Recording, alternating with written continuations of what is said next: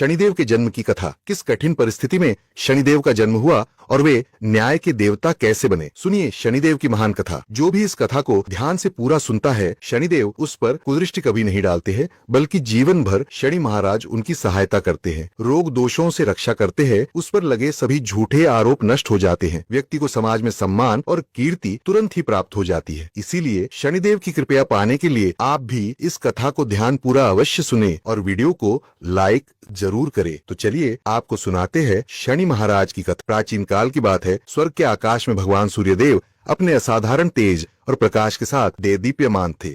उनका तेज इतना प्रखर था कि देवों और मानवों सबके लिए वे जीवन के स्रोत थे। सूर्यदेव का विवाह विश्वकर्मा की पुत्री देवी संज्ञा से हुआ था। संज्ञा कोमल स्वभाव की थी और पतिव्रता थी, परंतु सूर्यदेव के तेज को सह पाना उनके लिए दुष्कर होता जा रहा था।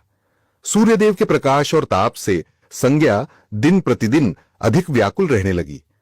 सूर्यदेव अपने तेज में मग्न थे, लेकिन संज्ञा मन ही मन बहुत विचलित थी। एक दिन सूर्यदेव ने संज्ञा से स्नेहपूर्वक पूछा, देवी, तुम इतनी चिंतित और थकी थकी सी क्यों दिखती हो?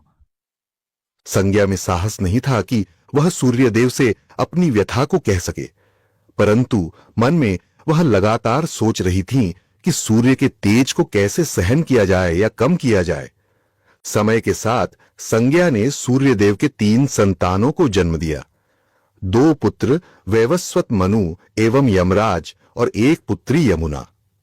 मातृत्व के बावजूद सूर्य की प्रचंड तपिश उन्हें सताती रही। अंततः संज्ञा ने एक कठिन निर्णय लिया। उन्होंने निश्चय किया कि वे तपस्या द्वारा अपनी शक्ति बढ़ाएंगी या ऐसा उपाय निकालेंगी कि सूर्यदेव का तेज किसी प्रकार कम हो सके। लेकिन बच्चों को छोड़कर तप करने जाना सरल नहीं था। एक दिन देवी संज्ञा ने निश्चय किया कि वे अपनी छाया को अपने स्थान पर छोड़कर कुछ समय के लिए संसार से ओझल होंगी। तभी संज्ञा के शरीर से धीरे धीरे एक परछाई प्रकट होने लगी। यह संज्ञा के ही समान स्वरूप वाली स्त्री थी, जिसका नाम संज्ञा ने प्रेम पूर्वक छाया रखा। छाया वास्तव में संज्ञा की ही संवर्णा प्रतिछाया थी।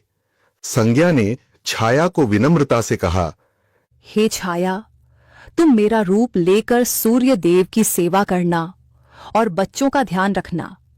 जब तक मैं लौट ना आऊं, तुम ही इनकी माता और मेरी प्रतिनिधि बनकर रहना। छाया ने विनम्रता से सिर झुकाकर उत्तर दिया, आप निश्चिंत रहें देवी, मैं आपके धर्म का पालन करूंगी। परंतु यदि कोई समस्या आई तो? संज्ञा ने गंभीर स्वर में कहा,